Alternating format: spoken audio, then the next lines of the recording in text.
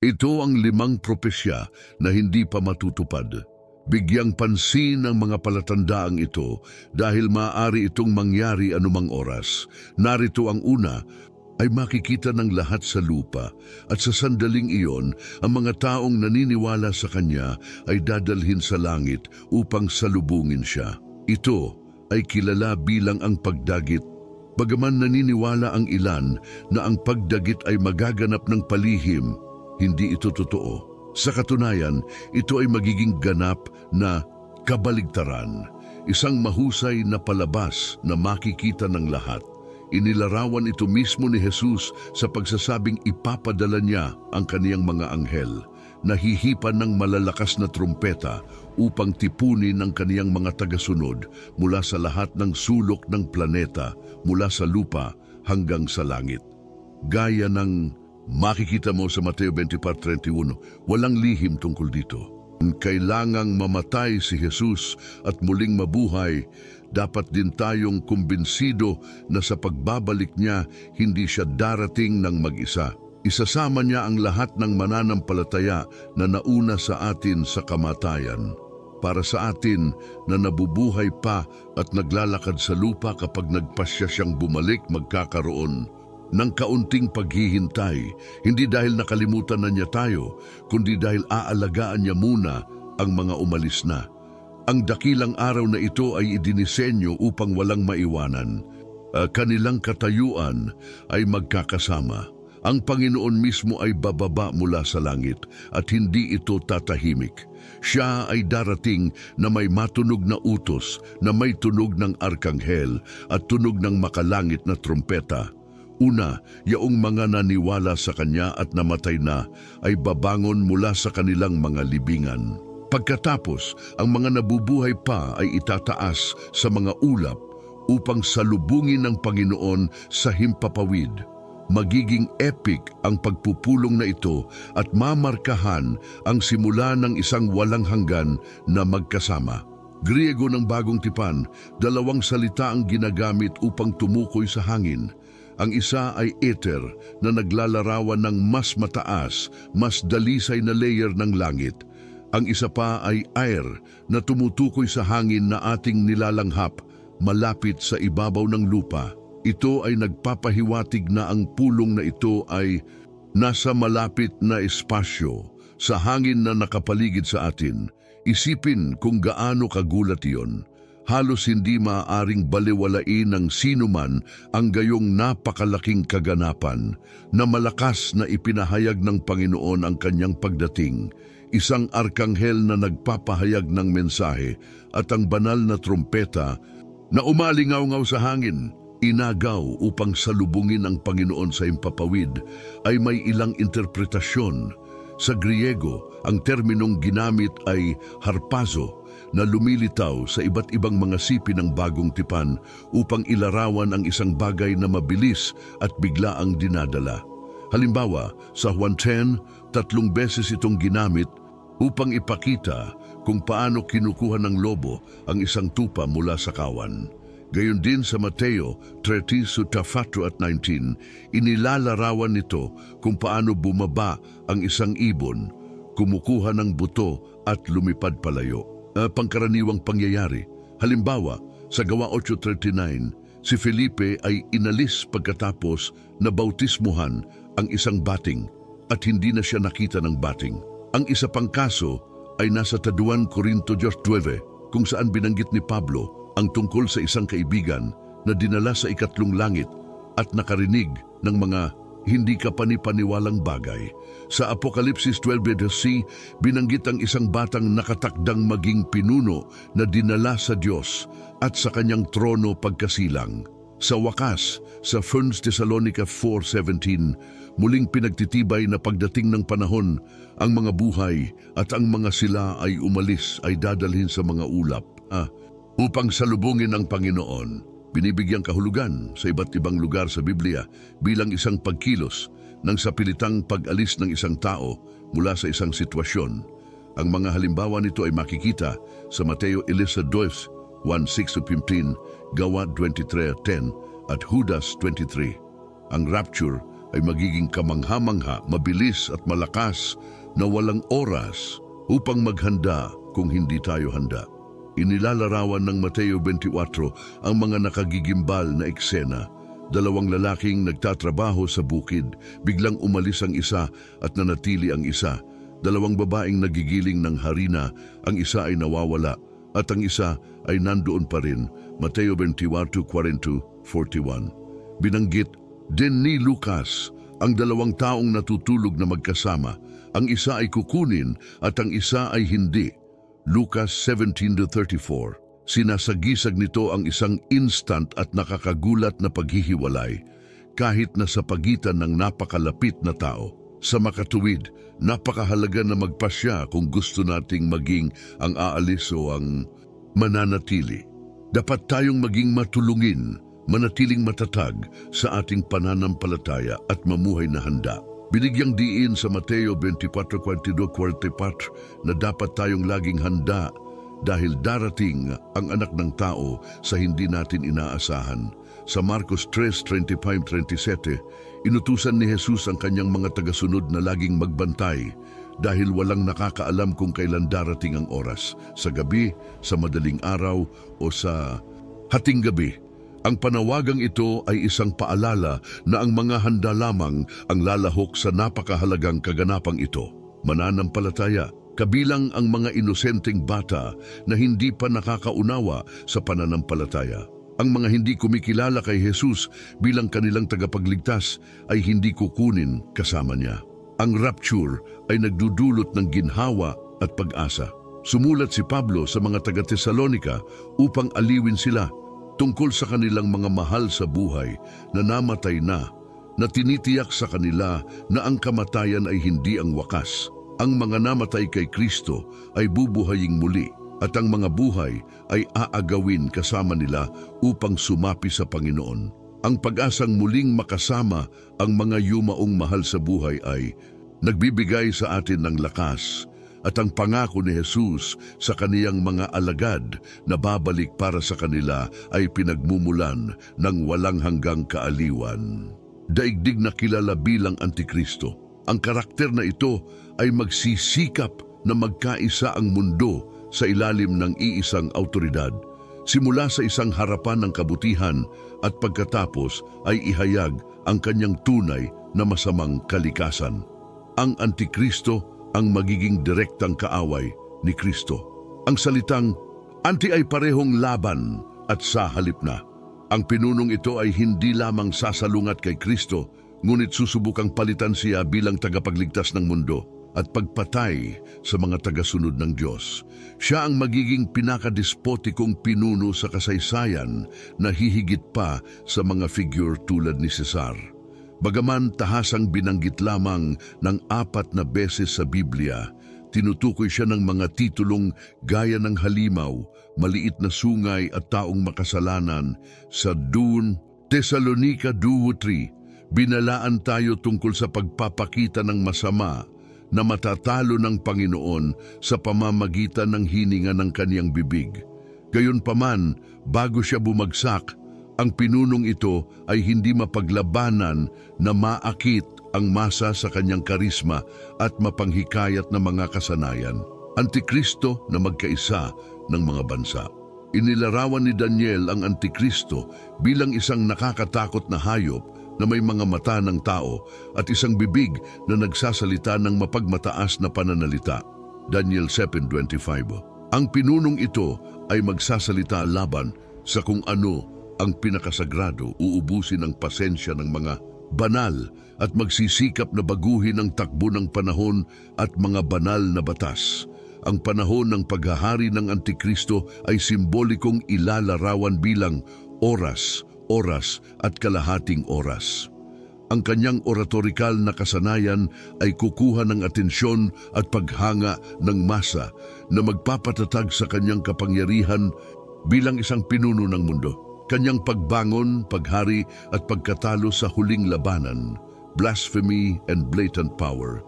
Ang Antikristo na inilarawan bilang isang magaling magsalita at lapastangan sa Diyos na tagapagsalita, ay gagamit ng kanyang mga kapangyarihan ng panghihikayat upang masaktan ang sagrado at ipahayag ang kanyang sarili na banal.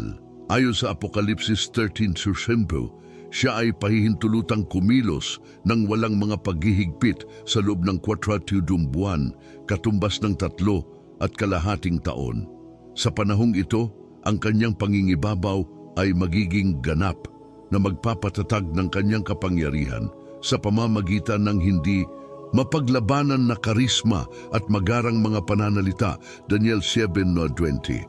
Sa Apokalipsis 3:15, ang kanyang kakayahang magmanipula ay inihayag sa pamamagitan ng paglikha ng isang imahe ng kanyang sarili na tila nabubuhay, na pinipilit ang lahat na sambahin siya sa ilalim ng banta ng kamatayan. Ang figurang ito ay kilala bilang ang halimaw at kumakatawan sa taas ng kanyang paghahari sa ikalawang kalahati ng kapighatian. Mapanlinlang na mga tanda at kababalaghan. Magsisimula ka bilang isang lokal na pinuno, nagiging popular at mabilis na umaangat sa pandaigdigang pangingibabaw. Detalye ng Apokalipsis 13:2 na ang dragon, Satanas, ay nagbibigay sa kanya ng kanyang kapangyarihan, trono at autoridad. Maging ang isang itila mortal na sugat na kanyang dinaranas ay mahimalang gagaling na lalong nagdaragdag ng paghanga at pagsamba sa kanya. Bubulalas ang masa, sino ang maihahambing sa halimaw at sino ang makakaharap dito. Antikristo ay magiging banayad na lalabas mula sa mga karaniwang masa. Ayon sa Apokalipsis 13:1, siya ay bumangon mula sa dagat, isang simbolo ng mga bansang gentil, at may prominenteng papel na may 10 sungay, kumakatawan sa kapangyarihang pampulitika, at 7 ulo, simbolo ng kumpletong autoridad. Sa kabila ng kaniyang kontrol, ang Diyos ay patuloy na nagtatakda ng mga limitasyon sa kaniyang autoridad na naaalaala na kahit sa pinakamasamang sandali ng kapighatian, ang kapangyarihan ni Satanas ay nililimitahan ng banal na soberanya. Simula ng global rebellion, sa simula, ang Antikristo ay pag-iisa ang mga bansa sa ilalim ng mga pangako ng kapayapaan at katiwasayan. Gayunpaman, sa paglipas ng panahon, makikita ang kanyang tunay na pagkatao. Ang kanilang kawalan ng kakayahan na tuparin ang kanilang mga pangako ay magbubunsod ng kawalang kasiyahan na humahantong sa organisadong pandaigdigang paglaban. Inilalarawan ng Daniel 11:40 kung paano sasalakayin ng hari ng Timog at ng hari ng Hilaga ang Antikristo kasama ang napakalaking hukbong militar, kabilang ang mga karwahe, kabayo at armada ng dagat. Ang salungatan na ito ay mamarkahan ang simula ng isang pandaigdigang pag-aalsa laban sa kanilang paniniil. Atensyon, Daniel 11:44. Galit na galit, sisimulan niya ang isang hindi pa nagagawang kampanya ng pagkawasak at kamatayan. Kasabay nito, ayon sa Apokalipsis 6:12, ang ika-6 na anghel ay aalisin ang laman ng kanyang mangkok sa ilog Euphrates na nagdudulot ng tagtuyot na magpapahintulot sa mga hari ng silangan na sumulong patungo sa teritoryo ng Antikristo. Aalisin ng kaganapang ito ang mga huling madiskarting hadlang na nagtatakda ng yugto para sa labanan ng Armageddon. Labanan ng Armageddon kung saan ang mga puwersa ni Antikristo at ang kanyang mga kaalyado ay haharapin ng makalangit na puwersa na pinamumunuan ni Jesus. Ayon sa pahayag 19:11-16, si Jesus ay babalik na nakasakay sa isang puting kabayo kasama ang isang makalangit na hukbo upang sirain ang Antikristo at ang kanyang mga tagasunod sa pamamagitan ng kapangyarihan ng kanyang salita. Ang tagumpay ay magiging kumpleto at tiyak na mamarkahan ang katapusan ng paghahari ng Antikristo at ang simula ng walang hanggang kaharian ni Kristo. Ang katarungan ay mananaig at lahat ng nanatiling tapat ay tatanggap ng kanilang gantimpala sa kawalang hanggan. Ang labanan sa pagitan ng mabuti at masama ay aabot sa kasukdulan nito, ngunit ang pangako ng banal na tagumpay ay magiging kaaliwan at pag-asa para sa mga nananatiling matatag sa kanilang pananampalataya. Ang tatak ng Diyos at ang marka ng hayop, ang pangwakas na pakikibaka sa pagitan ng mabuti at masama, ang kahulugan ng tatak ng Diyos.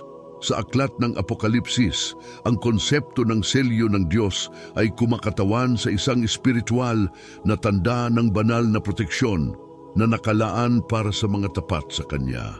Ang salitang tinatakan ay nagmula sa Griego at tumutukoy sa gawa ng pagmamarka ng isang bagay bilang pribado, protektado o lehitimong. Katulad ng paggamit ng mga opisyal na selyo noong sinaunang panahon upang patunayan ang mahahalagang dokumento. Ang tatak na ito ay hindi isang bagay na pisikal o nakikita, ngunit isang espiritual na katangi-tanging nagsasaad ng malalim na koneksyon sa Diyos. Sa panahon ng kapighatian, isang 7 taong yugto na minarkahan ng banal na paghatol, ang tatak na ito ay magiging napakahalaga sa pagkilala sa mga lingkod ng Diyos. Sa Apokalipsis 7:2-3, binanggit kung paano tinitiyak ng mga anghel na ang mga tapat na ito ay protektado bago hampasin ng mga parusa ng Diyos ang lupa. Hinango mula sa 20 tribo ng Israel. Ang bilang na ito ay sumasagisag sa pagiging perpekto at kumpleto. Ang bawat tribo ay nag-aambag ng 20,000 miyembro na sumasalamin sa kapangyarihan at kabuuan ng banal na plano. Ang pagkilos ng pagtatatak sa mga taong ito ay kumakatawan sa higit pa sa proteksyon. Ito ay isang deklarasyon ng banal na pagmamay-ari, isang paalala na ang Diyos ang may kontrol kahit na sa pinakamadilim na panahon.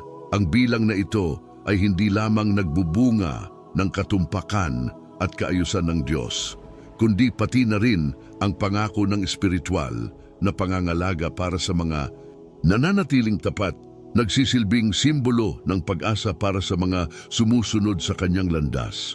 Sa kabilang banda, ang marka ng halimaw na binanggit sa pahayag 13 or bis 18 ay direktang kabaligtaran sa tatak ng Diyos. Ang simbolo na ito ay ang kabaligtaran ng mabuti na kumakatawan sa alyansa sa makalupa at demonyong kapangyarihan ng Antikristo. Maisagawa ang mahahalagang aktibidad tulad ng pagbili o pagbebenta, pagsasama-sama ng ganap na kontrol ng Antikristo sa sangkatauhan. Hindi tulad ng selyo ng Diyos na nagsasaad ng proteksyon at pananampalataya, ang marka ng halimaw ay sumisimbolo sa pagpapasakop sa madilim na kapangyarihan at pagtanggi sa mga pangako ng Diyos. Ang bilang na nauugnay sa markang ito, 666, ay isang simbolo ng di kasakdalan at paghihimagsik, isang kakatwang parody ng banal na kasakdalan na kinakatawan sa numerong 7. At ang marka ng halimaw ay sumasalamin sa sukdulang espiritual na labanan sa pagitan ng mabuti at masama. Sa isang banda, ginagarantiyahan ng selyo ng Diyos ang seguridad at espiritual na kaligtasan para sa mga tapat. Sa kabilang banda, hinahatulan ng marka ng halimaw ang mga tumanggap nito sa walang hanggang paghuhukom.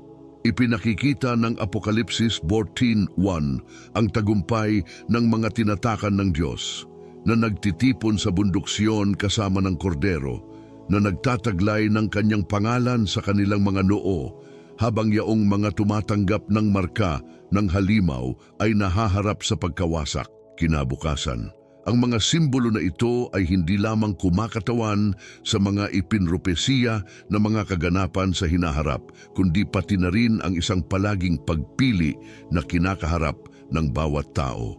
Mamuhay sa ilalim ng banal na proteksyon o sumuko sa mga impluensya ng mundo, habang ang mundo ay unti-unting ay lumalapit sa katuparan ng mga propesiyang ito. Ang pagbabantay at pananampalataya sa banal na mga pangako ay nagiging mahahalagang haligi upang labanan ang madilim na panahon. Ang selyo ng Diyos at ang marka ng halimaw ay mga paalala na ang labanan para sa kaluluwa ng tao sa huli ay may walang hanggang kahihinatnan. Ang pagpili sa pagitan ng mabuti at masama ay tutukuyin hindi lamang ang individual na kapalaran, kundi pati na rin ang pinakahuling tadhana ng mundo. Ang marka ng halimaw, mulat na desisyon at walang hanggang bunga. Ang marka ng halimaw, ayon sa Apokalipsis 13:16-18 ay isang nakikitang badge na ipinataw ng Antikristo sa lahat ng mga naninirahan sa lupa nang walang pagtatangi sa uri ng lipunan o katayuan sa ekonomiya. Ang simbolo na ito ay ilalagay sa kanang kamay o noo at magiging mahalaga para sa pagsasagawa ng mga komersyal na transaksyon.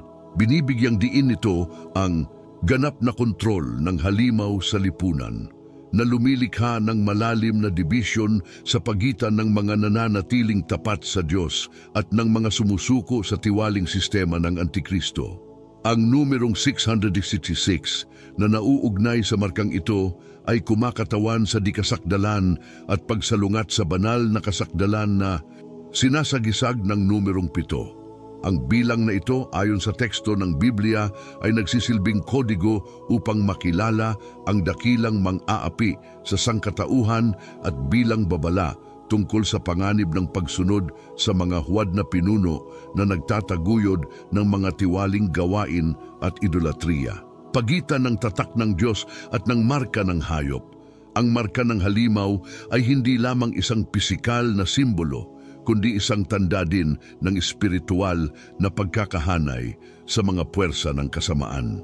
Ang pagtanggap dito ay nagsasangkot ng isang malay na desisyon na tanggihan ng Diyos at yakapin ang isang pamumuhay na salungat sa kanyang mga turo. Sa kabaligtaran, ang selyo ng Diyos ay sumasagisag sa proteksyon at pananampalataya na nakalaan para sa mga taong pipiliing sundin ang Diyos at ang kanyang paraan. Ang dalawang simbolo na ito ay kumakatawan sa magkasalungat na panig sa walang hanggang pakikibaka sa pagitan ng mabuti at masama. Habang ang tatak ng Diyos ay nangangako ng espiritual na pangangalaga at pagiging kasapi sa makalangit na kaharian, ang tanda ng halimaw ay nagpapahiwatig ng pagpapasakop sa makalupang kapangyarihan at madilim na puwersa. Langit at ang bagong Jerusalem. Ang bagong Jerusalem ay inilarawan sa Apokalipsis 21 bilang isang perpektong paraiso na bumababa mula sa langit, na sumasagisag sa kasukdulan ng plano ng Diyos para sa sangkatauhan. Nangyayari ang kaganapang ito pagkatapos ng mga panahon ng kapighatian, ang labanan ng Armageddon at ang huling paghatol, isang nobya na handa para sa kanyang kasal. Ang kanyang pagdating ay sumisimbolo ng bagong simula para sa sangkatauhan, isang walang hanggang kaharian ng kapayapaan at katarungan sa ilalim ng paghahari ni Kristo. Ang makalangit na lungsod na ito ay hindi nilikha sa sandaling nakita ito ni Juan. Ito ay handa na, inihanda ng Diyos at bumaba bilang isang patutuo ng kanyang natapos na gawain. Ang bagong Jerusalem ay isang lugar kung saan ang presensya ng Diyos ay magiging tuwiran at nasasalat, na magmarka ng simula ng isang walang hanggang panahon ng pakikipag-isa sa Kanya. Bagong Jerusalem. Ang lungsod ay inilarawan bilang isang lugar ng hindi kapani-paniwalang kagandahan at pagiging perpekto. Sa Apokalipsis 21:12, binanggit na napaliligiran ito ng isang malaki at mataas na pader na may 12 pintuan na kumakatawan sa 12 tribo ng Israel at 12 pundasyon, bawat isa ay pinangalanan sa isang apostol ng Kordero. Ang estrukturang ito ay sumasagisag sa pagkakaisa ng mga pangako ng Diyos sa kapwa ng mga tao ng Israel at mga mananampalataya kay Kristo. Sa loob ng lungsod na ito ay wala ng kamatayan, sakit o pagdurusa, Apokalipsis 21:4, dahil lahat ng bagay bago ito maglaho.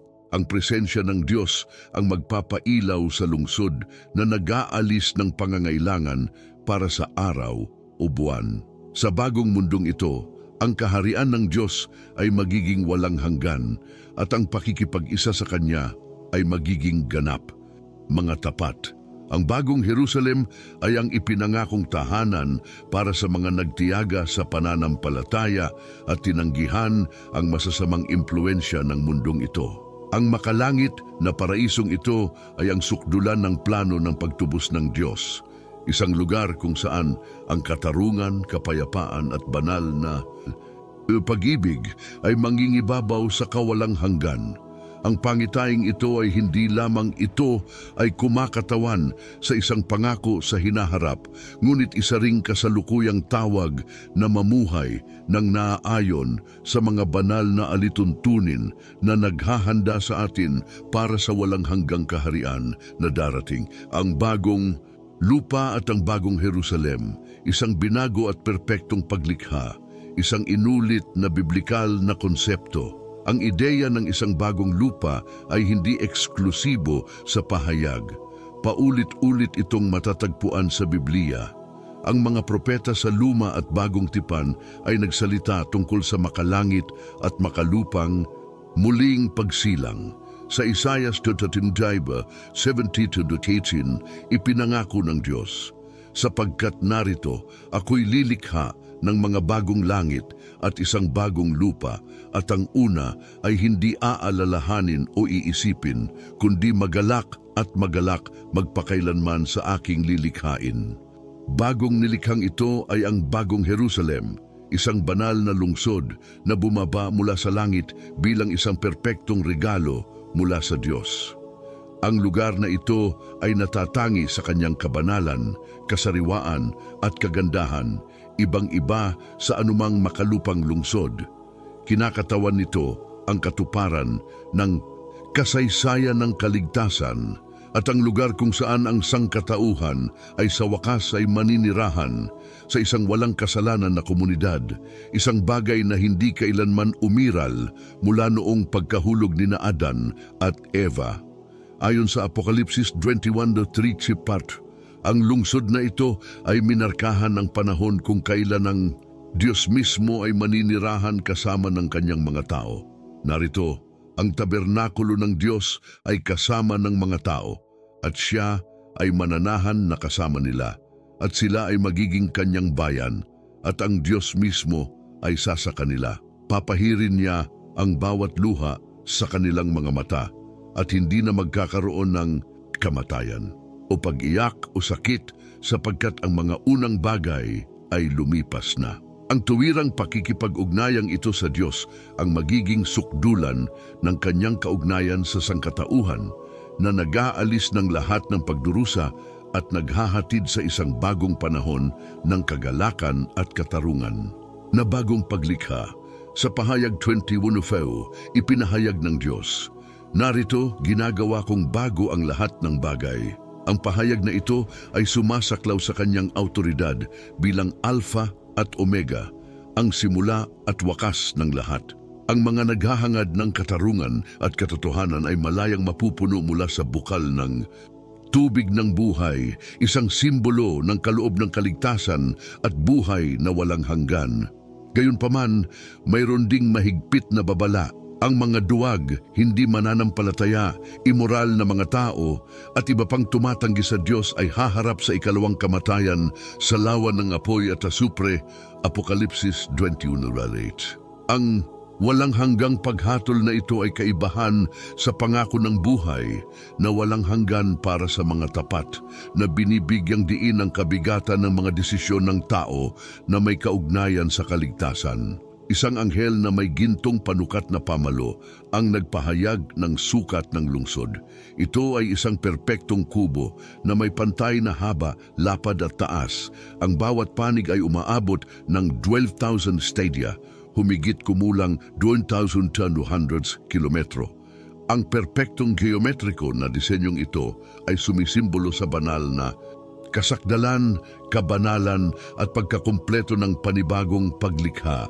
Ang laki ng lungsod mahirap unawain sa mga termino ng tao ay humahantong sa ilan na bigyang kahulugan ito sa simbolikong paraan.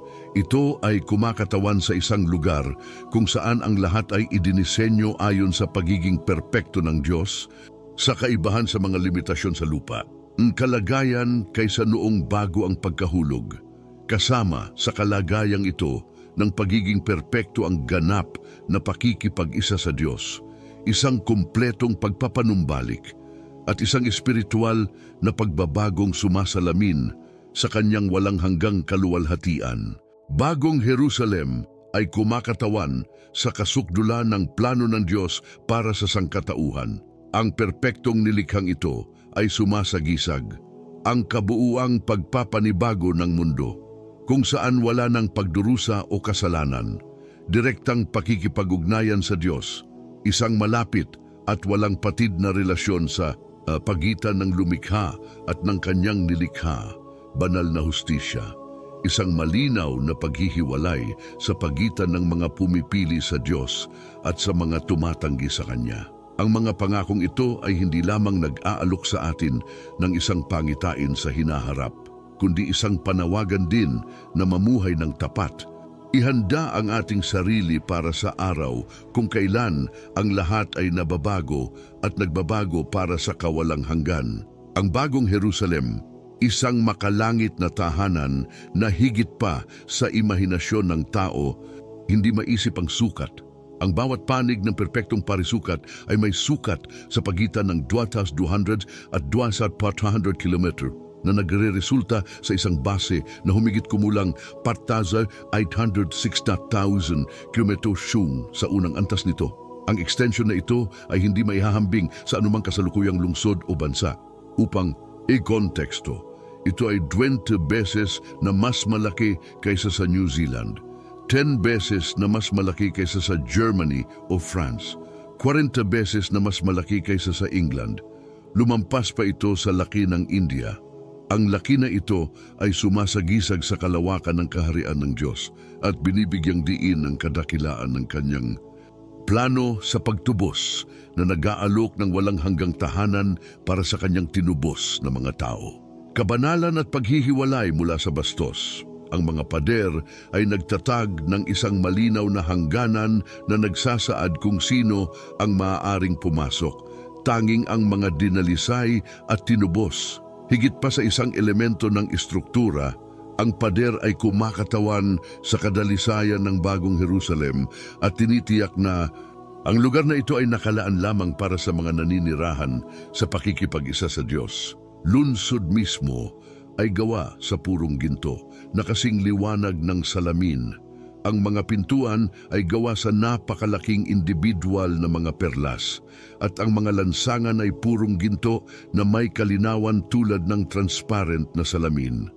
Ang liwanag na nagbibigay liwanag sa lungsod na ito ay hindi nagmumula sa material na pinagmumulan, ngunit mula sa kaluwalhatian ni Hesukristo, ang Kordero, na kumikilos bilang ang tanging at walang hanggang pinagmumulan ng liwanag. Eden, ang punong ito na nawala pagkatapos ng pagbagsak ni na Adan at Eva, ay nagbabalik bilang simbolo ng kabuuang pagpapanumbalik sa bagong Jerusalem. Ang ilog ng buhay na umaagos mula sa trono ng Diyos at ng Kordero ay dumadaloy sa lungsod na nagbibigay ng hindi mauubos na pinagmumulan ng buhay at banal na pagpapala. Magkasama ang puno at ilog ay sumisimbolo, ganap na pagpapanumbalik ng relasyon sa pagitan ng Diyos at sangkatauhan, buhay na walang hanggan at kagalingan para sa lahat ng bansa. Ang sitwasyong ito ay kumakatawan sa huling katuparan ng mga pangako ng Diyos, isang pagbabalik sa kalagayan ng pagiging perpekto na nawala sa Eden, kamatayan o paghiyaw o kirot paman. Direktang mamumuhay ang Diyos sa gitna ng kanyang mga tao, magpakailanman na aalisin ang anumang bakas ng pagdurusa. Ang antas ng pagiging malapit sa Diyos ay ang sukdulan ng kanyang plano na nag-aalok ng isang hindi masisira at walang hanggang relasyon o tao, Isang lugar ng walang hanggang katarungan at kapayapaan kung saan ang kabanalan ng Diyos ay nananahan sa gitna ng kanyang mga tao. Ang katuparan ng kanyang pangako ng buhay na walang hanggan at ganap na pagpapanumbalik. Ang pangitaing ito ay hindi lamang nagbibigay ng pag-asa sa mga nagtitiyaga sa pananampalataya, ngunit binibigyang diin din ang kadakilaan ng kung ano ang nakalaan para sa mga tapat. Walang nakitang mata, hindi narinig ng tainga, hindi naisip ng tao kung ano ang inihanda ng Diyos para sa mga umiibig sa Kanya. 1 Korinto 2:9. Pagmumuni-muni na ito, huwag kalimutang ibahagi ito sa iyong mga mahal sa buhay at mag-subscribe upang makatanggap ng higit pang mga mensahe ng pag-asa. Pagpalain ka ng Diyos. Amen.